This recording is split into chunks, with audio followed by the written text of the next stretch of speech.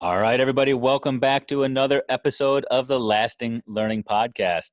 I am so glad that you are here. Today, we have a guest joining us from the Garden State.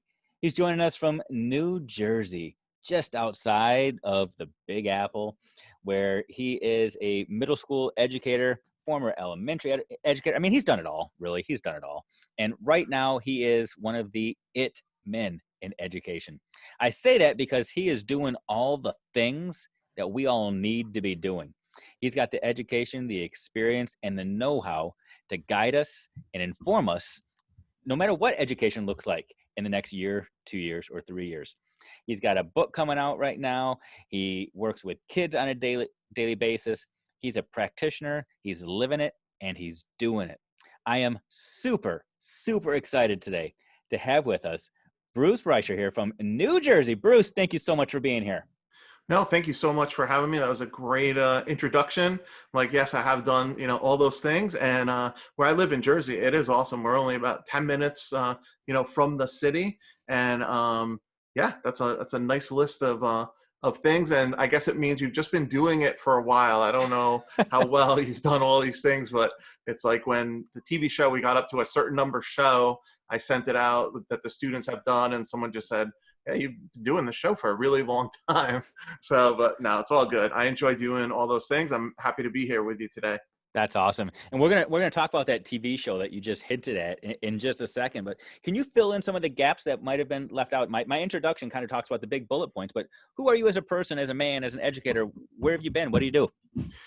Sure. I mean, definitely family first. I mean, married. I have two daughters.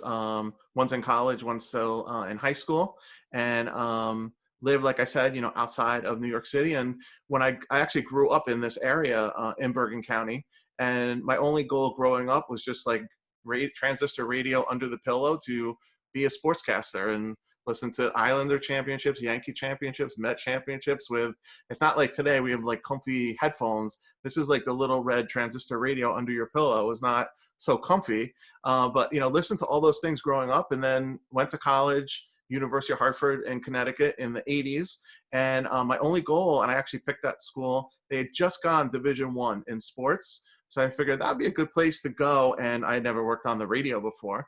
And the big claim to fame there, their big athletes that they had was Jeff Bagwell, who played with the Houston Astros, and Vin Baker, who played in the NBA. They were both there at the same time, at Hartford. So I did that, and I'm like, this is great. Now I'm done with school. I went up the road to University of Massachusetts, did football, basketball games, pregame, halftime, postgame for a couple of years. And then the small AM station that I was at started not doing great. And, soon time to look, for another job. Came home, actually back to New Jersey, temped for a little bit, like in offices, and all the dots kind of fit together, as like Steve Jobs says. That's the first time I ever really worked on a computer. I was just doing data processing, but I was on a Mac computer every day. And after about a year of that, I said, I need to get back into something that I'm, passionate about. I can't see myself sitting in an office and, getting ready for break at 10 o'clock. That's like the biggest thing that happens in the morning. And just, it was a quiet atmosphere. So I moved back to Connecticut, went to University of New Haven. Luckily in 1993, they had a program where if you were your undergraduate, you applied to the program, and you were kind of like you were a full-time substitute in a school district. So I worked in East Hartford, Connecticut, 185 days. And the coolest part is they fronted your tuition 100%. So like you taught full-time, every subject K through 6, specials included, everything.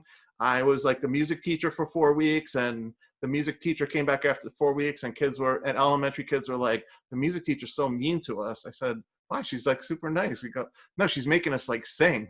Like I was doing like karaoke and whatever I could come up with, because I was a permanent sub in there. So I got a taste of it in elementary school and really enjoyed it. And one of the schools I was at in Berlin, Connecticut, the computer teacher only came 1 or 2 days a week. At the time, big laser discs were the big thing, and you would go do HyperCard in the computer lab. But she went to 3 schools. You were bringing back some happy memories for me right now, by the way. Those big laser discs. Oh, yeah. Keep talking. Solar system. Yep, there you go. I totally know it. So she was for 3 schools. So long story short, the days that she wasn't there, I had a line of people at my desk just how to do things in like ClarisWorks at the time, a really old, Mac software. And I said to myself at that point, you know what, if I ever get a chance, I love being in the classroom in fourth and sixth grade in elementary, I'll switch over. So I moved to New Jersey in 2000, actually 1997, got married in 1998, and went right into a public school, and now as an elementary computer teacher. And I really think, the dots connecting are a big deal, that I got there, K through 5 school. Well, I had already taught in every single grade from what I had done in University of New Haven. So I kind of had, how do you talk to a kindergartner as opposed to talk to a fifth grader? Obviously is totally different of, your tone and what you're going to say, and, that type of thing. So that whole job was just infusing technology projects, every grade level. I loved it. And then a job opened in the middle school in that district to help run the TV studio. There was already a person running it, and I taught the class with him. Every eighth grader in the school took the class, and honestly, it was really like a second apprenticeship for me, because the person was running it. They had it in a school setting. The schedule was done. The format of the show was done. And then I've just taken off with it since. I went back to school, got my administrator certificate, was a director of technology for 2 years, and it didn't fit me being just with computers and doing databases all day and testing systems and more IT things. And then in 2007, where I am now, Upper Saddle River, New Jersey, now I've been there 13 years, a 2-line ad, TV production / computer apps.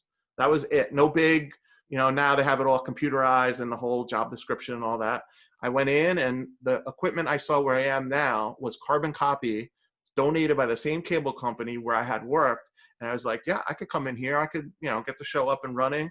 They were building this TV studio for 8 years. They were like made it in a classroom, and might've been an elective, but it was never a full-time class. And then got there in 2007. A really important thing is we took 4 or 5 months, more the principal than myself, brainstorm the studio. She's like, be outside the box. Do you want to stay here? Go to another place. But I had the curriculum director, director of technology, principal, all the stakeholders were in there with me. And picture this, I'm a first-year teacher, even though I had taught for a while. And I am just like, you cannot put all the equipment right next to the wall. I'm like, what's going to happen when there are power outages and you need to get behind it? And they're like, well, we don't think that's ever going to happen. I said, no, I just worked 5 years in a TV studio in a school. Like, there are going to be certain rules and I was a practical person, certain things that you want to do. And now 13 years later, we've gone from analog to digital, redid the studio 2 years ago. We have now 4K equipment, 4K cameras. We're going out through like IP within the school. And I'm really proud of like what we built and keep evolving. This year we celebrated 2,000 shows, and the kids do the show live in the morning. Like, they come in when we went to school, 7:45 in the morning. Then they're on the air live 8:03 to 8:13. 10-minute show every single day of the year, except for the first week of school. So 170 shows in a row every year. That's awesome. I mean, you said a lot of things in there that are brand new and novel to me. I mean, you mentioned some words that I'm not even going to try to tackle because they're so technical, and maybe it's just my own ignorance. But I'm going to circle back to the beginning of your story, because I think you said something in there that was kind of powerful, and I think we might have just glossed over it. So I want to go back to this. You said, you were working doing halftime and pregame and things like that in the broadcasting world, which was your dream as a little boy. And I shared that dream. I think a lot of people shared that dream. I went to college for broadcast communication arts as well. I dropped out of it after my sophomore year, though, because I had to take BCA 210. BCA 210 made me wake up Monday, Wednesdays, and Fridays at 8 a.m. to watch black and white movies. I slept through every single Friday class, and I'm an educator now. It's a whole nother story, but you stuck with it. And then a door closed. And I think that this is an important lesson. You said that the AM station was kind of struggling, and this door closed, and you kind of shifted things, realigned, and found your new purpose. I think that's a cool message for a lot of people to really resonate on, especially right now in the world. There's so much chaos taking place. And I think a lot of people are out there right now trying to knock down walls and knock down doors to try to find a new path. But what you did was you recognized that doors close. And that is such a powerful message for people to recognize that sometimes doors do close, and they send you on a new path that inspire you to find these new passions and learn some new things that you would never thought about before. When you were laying in bed with that transistor radio under your pillow, you weren't thinking, man, I'm going to grow up and I'm going to No. teach middle school. It never entered your mind until that door closed. So embracing that is powerful. Now I want to keep going on your journey, if that's okay, because if that hadn't happened, you hadn't gotten that experience in broadcasting, would you have had the confidence to do what you're doing? You said you walked into this place and you said, oh yeah, that's the same kind of stuff I did back in the day. I know how to do this. And Yeah, no, do you think all the dots really did connect and yeah, put you on this path? yeah, I really think. I mean, it was helpful to know if you've ever been in a broadcast booth, radio, TV, or even seen a TV show. Like, it is hardcore down to the second of every single thing is timed out, and someone points to you, and you're on, and you go. And I think that workflow is what I try to take the most into my work now of how to do things most efficiently that would be best for the students. And I knew in my heart, and there is no right way, there's a million different ways, believe me, to do the TV show in school.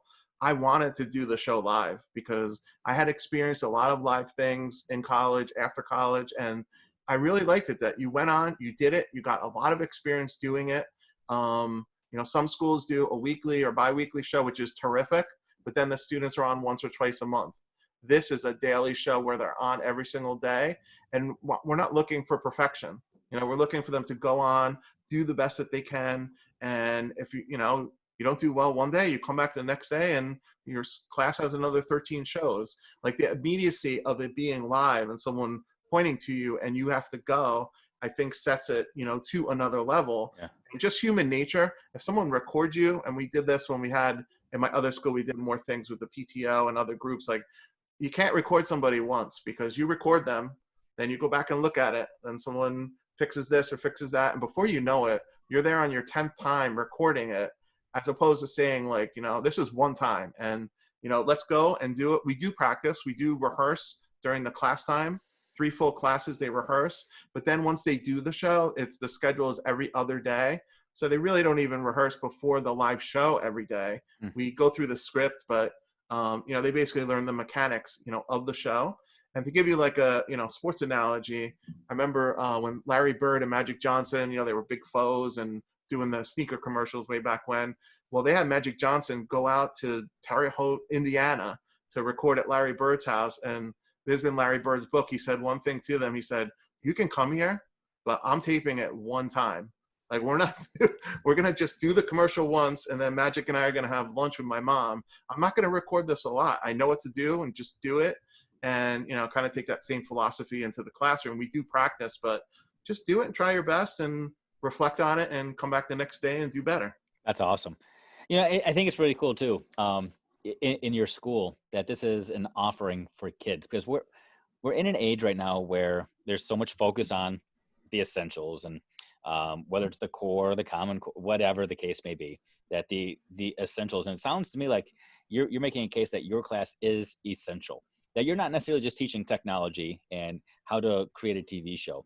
You're teaching life skills that all kids can apply, whether they go into broadcasting 10, 15, 20 years in the future or not. Is that a fair statement? Yeah, you totally nailed it. I mean, if you take a look at, ever Google, future skills, and they say 2010, 2015, 2020, and they'll give you the top 10 skills. Well, guess what? 9 out of 10 of those skills, they're all doing creating media, talking, writing, all the skills that you do for a TV show, and really essential skills that have moved way up in 2020. Problem solving, number 1. Communicating, number 2. Creativity, number 3. Well, those are the top 3 things you're doing when you're coming up with a public service announcement for 30 seconds, or, whatever you're creating. And it really is like the process of the journey. And, truly, these kids, they're not all going to go into, broadcasting. I work in a K-8 district. They go to a regional high school. I don't see them in high school. Sometimes I get parents that come back that they've gone into film school or broadcasting. But I really think, and I think there could be a shift happening possibly of, Common Core, I understand it, and state standards, I understand it. But would kids be better off if you just went off future skills? And these are the 10 future skills they need, and then write the curriculum from that. That might be more purposeful. And I've been teaching over 25 years, and I think I've heard for 25 years, every kindergartner, they're going to have 10 different jobs, and 5 of them aren't created yet. Like, I've been hearing that forever. So to teach the future skills, as opposed to every, whatever it is, whatever standard it is, doesn't really matter. I think that's more purposeful for the students and for the teacher too. It's more creation of projects rather than we know almost anything. I could look up on my phone and get a low level answer to any question. It's much, much different. Give me a statistic about drinking and driving, then actually go plan the public service announcement for it. And where are you going to shoot it? Where are you going to be? Brainstorm it. Are you going to interview someone? It really get into more high level questioning, and whatever scale you go on, more high level learning. When you're creating something, instead of just, bringing something back rote, it's important at the time, but some of those things, might not be skills that are as valuable, that you're going to need in the future. Yeah, absolutely. Before we started recording, we had a little conversation about how sometimes obstacles become opportunities. And as we're recording this right now, we're in the midst of the whole pandemic and the shutdown. And I find it interesting that if 2 or 3 years ago, people had been presented with, guess what, the future of education means everybody's going to be online, doing things remotely. Are you preparing yourself with the skills to engage in that new world? There had been people that looked at us like we were crazy. And they said, there's no way that's the reality. But look at the reality we're in.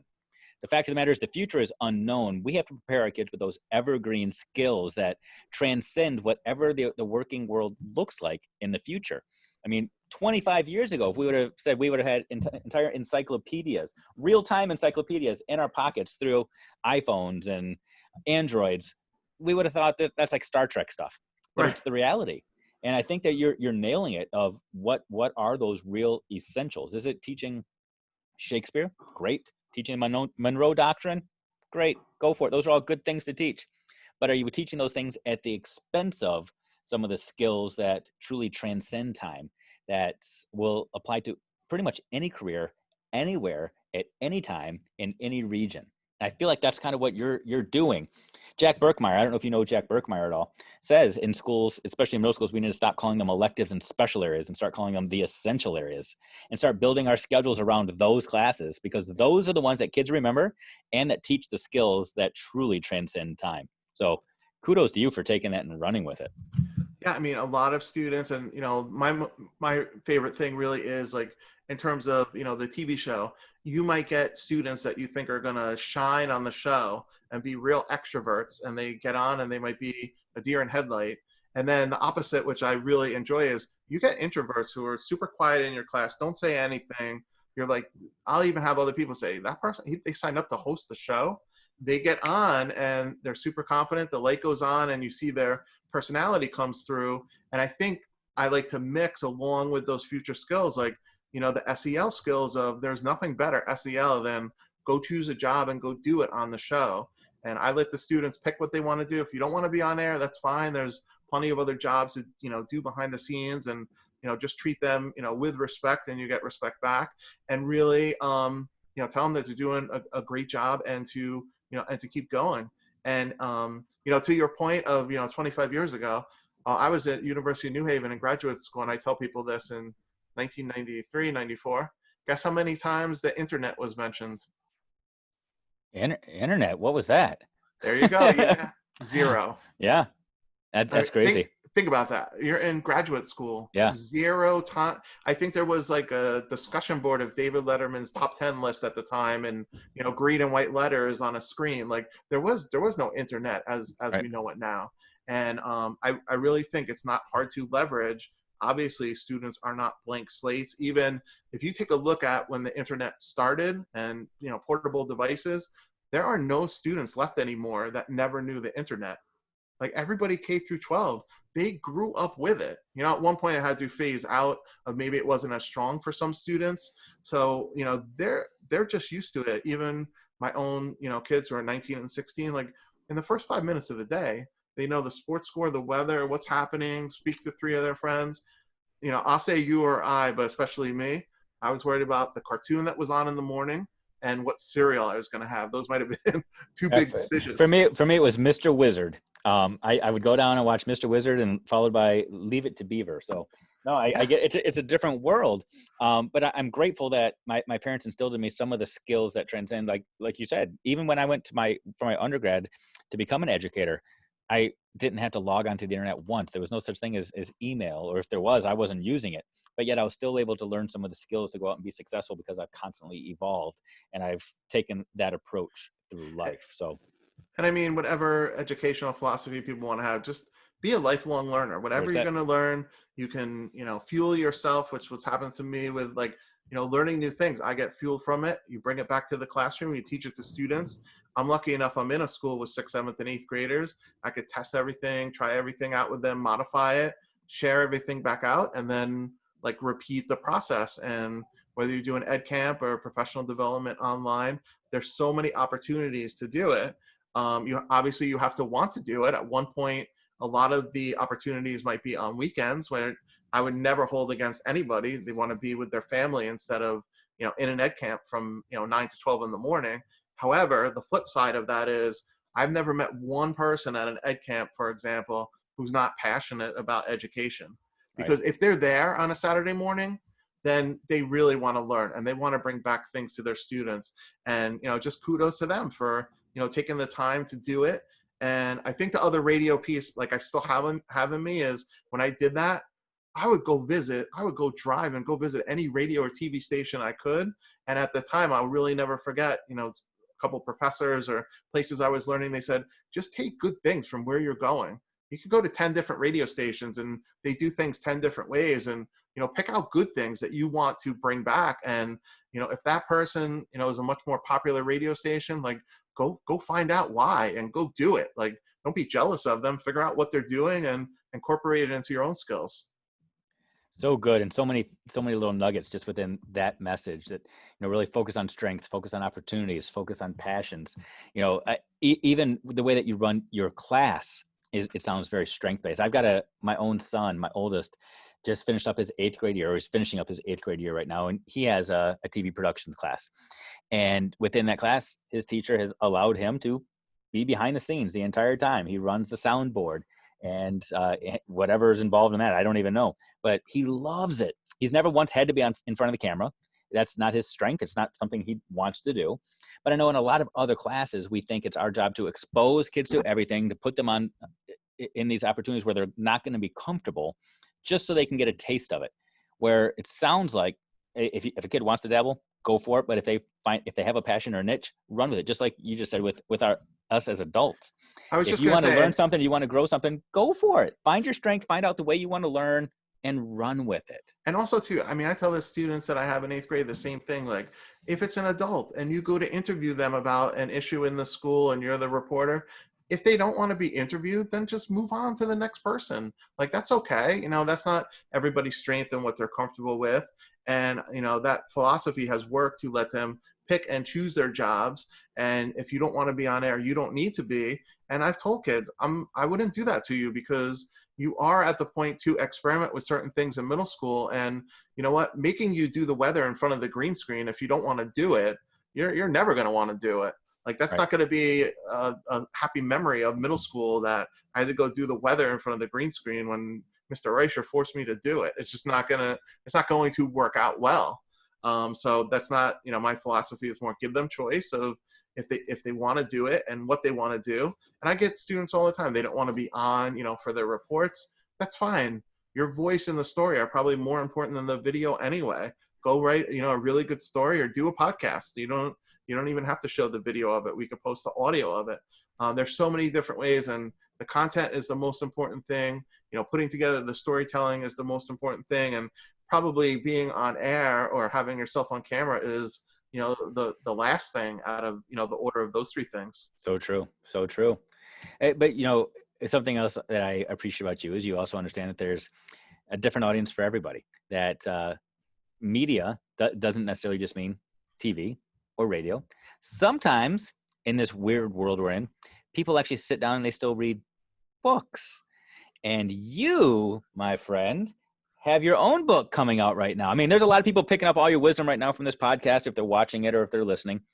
But if they want more, you've got a book coming out now too that they can sit down and they can read. Talk to us about that. Yeah, we do. And I say we do have a book coming out. And that's one of the things I've learned to be collaborative. This book is not written by me, but myself and two other teachers. Like I said, I'm in New Jersey. They actually live in Indiana. I met them both online and Twitter. They have TV stations. I'm a little bit jealous. They also have radio stations at their school.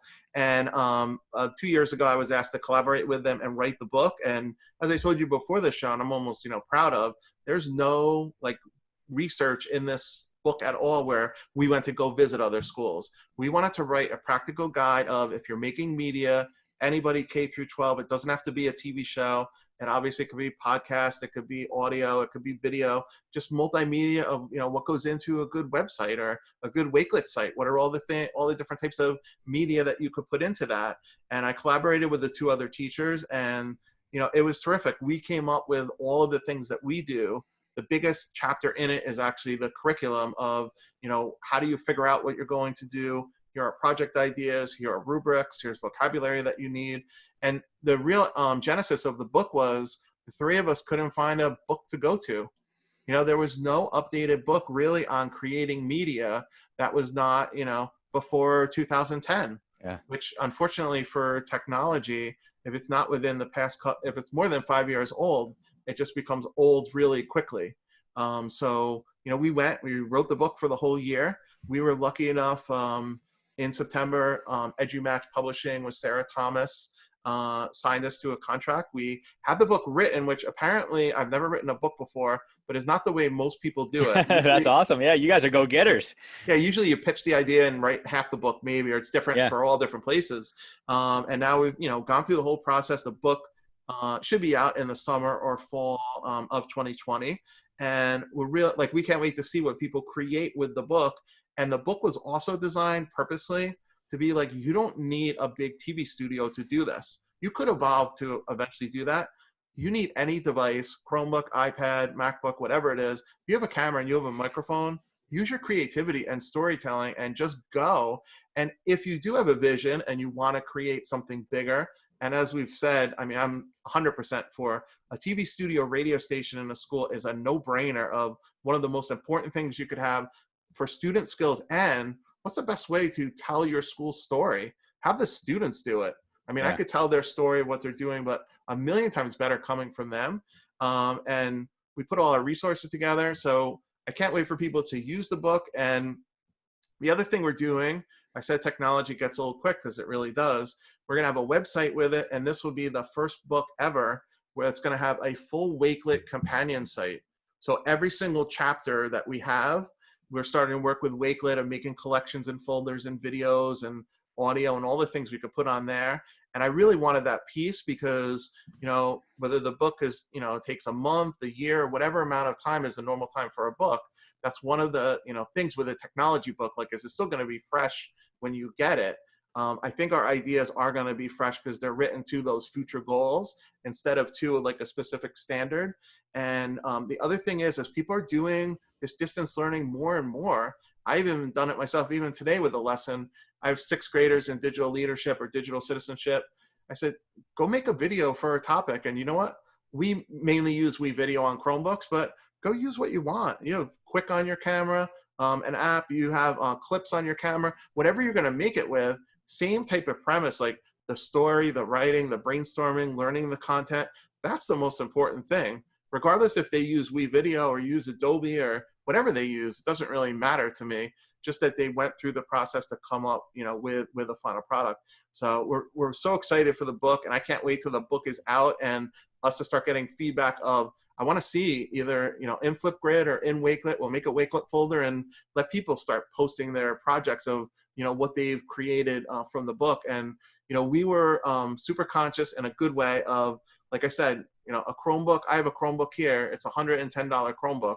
I could start a whole class with that Chromebook. You don't need it. I think people think if you're going to do things in media, I need to go buy this $1,000 microphone and $5,000 camera and all of these other things. And take a look now, in Pandemicville on TV. People are all home. They have a camera set up in their house and a little set behind them with like a bookcase. And you know what? It's fine. The information, the content's the most important thing. Not that they have $1 million set, built behind them. It's the story that they're telling. And if they're doing good reporting on whatever the topic may be. That's exactly where my mind went. So my day job, I'm a curriculum director. So my job is to help support programming and creating classes like you're talking about, which is awesome. I can totally see a need for some of what you're talking about in some of our current studios. But I'm actually thinking through the lens of, as a dad right now, 4 kids, all 4 of my kids feel like they're content creators, feel like they're going to grow up and be the next generation YouTubers or whatever it looks like in 5 or 10 years. They actually, in 2 out of the 4 kids, they've got green screens in their closets where they just have green butcher paper back there, and they sit in their closet and they record stuff. I'm thinking I could take this book and I could use this in my own house to come up with ideas and strategies for my kids to engage them and entertain them and to fill their passions. And for me to sit beside them and learn something about this world that they live in that I am not native to. And I'm thinking, wow, this could be Dad of the Year material here. I could pick this up and run with it and do something cool. I mean, completely change what our weekends look like, just sitting down and having our own instruction or our own class at home. That's exciting. Yeah, and we have the book, like I said, written K through 12 with examples, and don't use rubrics at home, but there's rubrics in there and there's other type of things.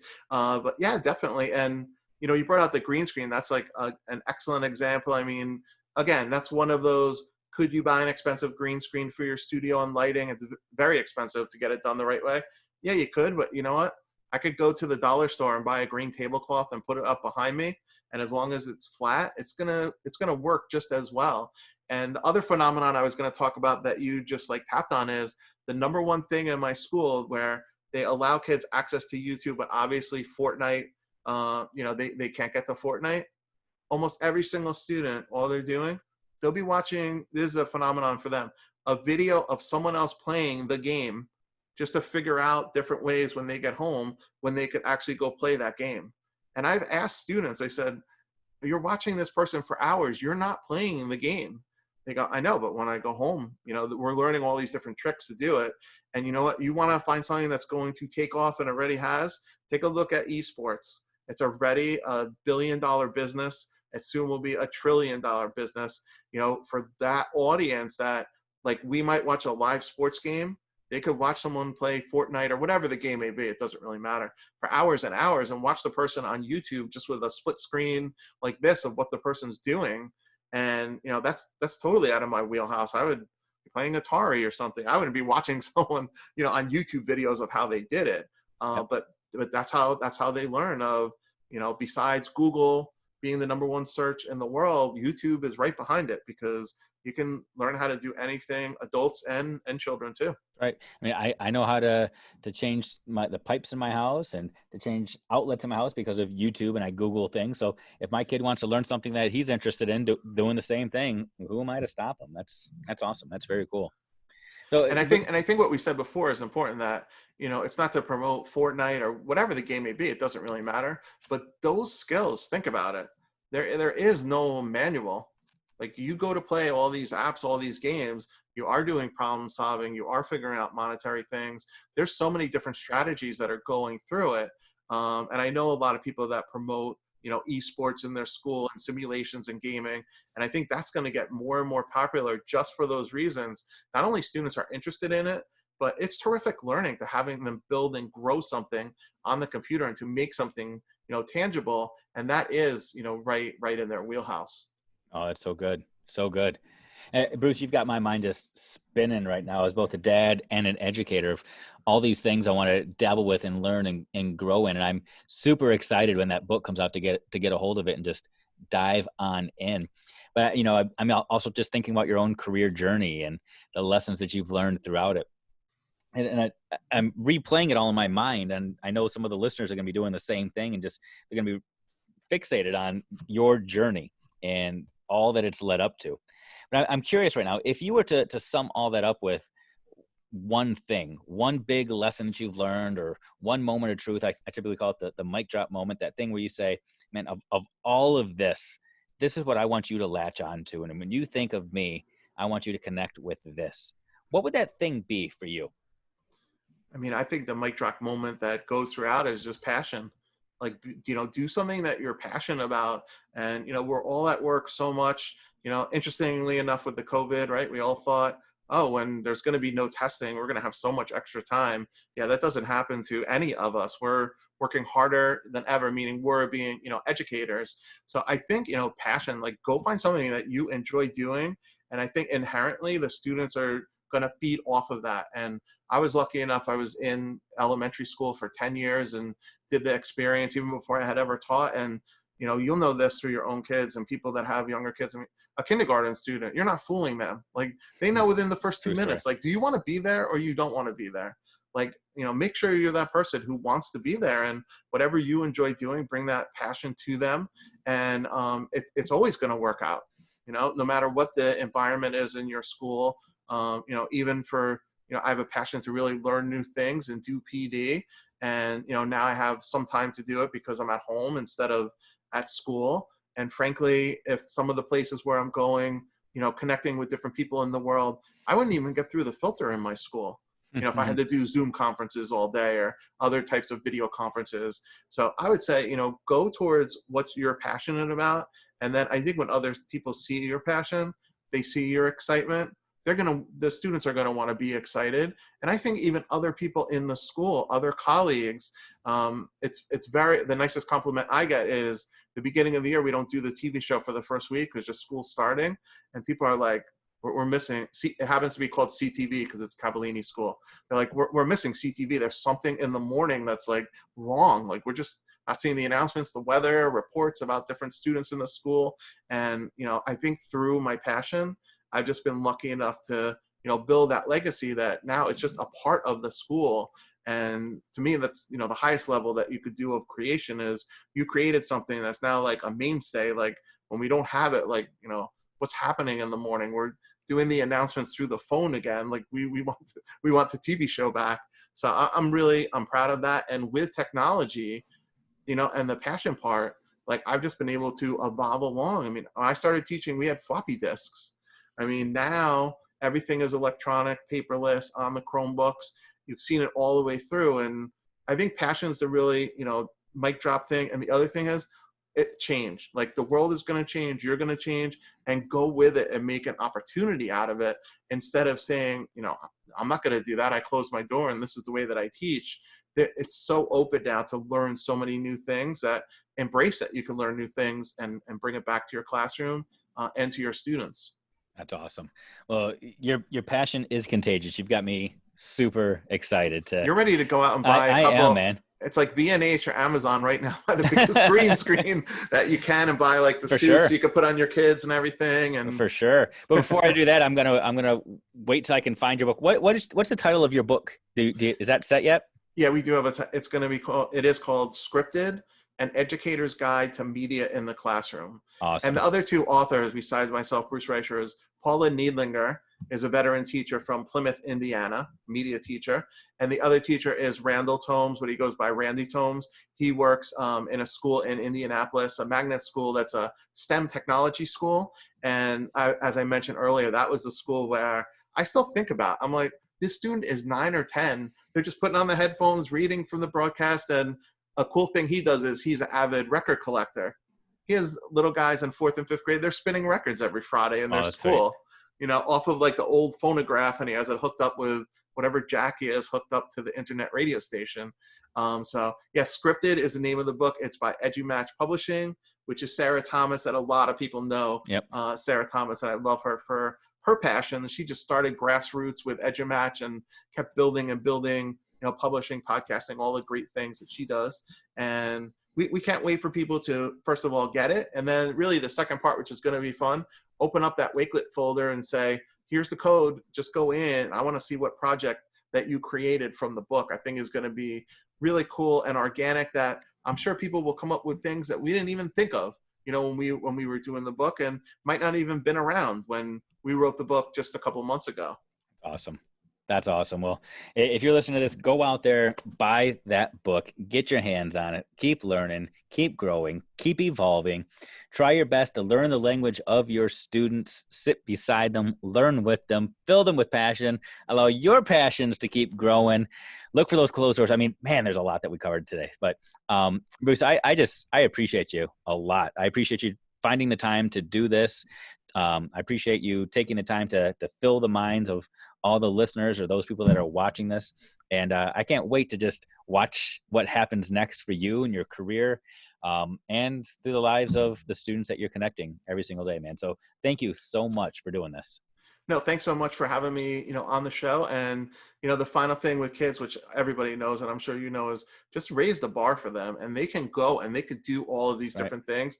And I think the broadcasting media piece is part of it, that whatever requirements that you could put in of different things you want them to do, as we know, like the kids, they'll amaze you, what they create. And they create even some things. Now, I don't know how they create it, but they come up with, different things. So, Sure. really enjoy that you're with students during the day, and love and be passionate about your job, and the rest takes care of itself. That's awesome. That's awesome.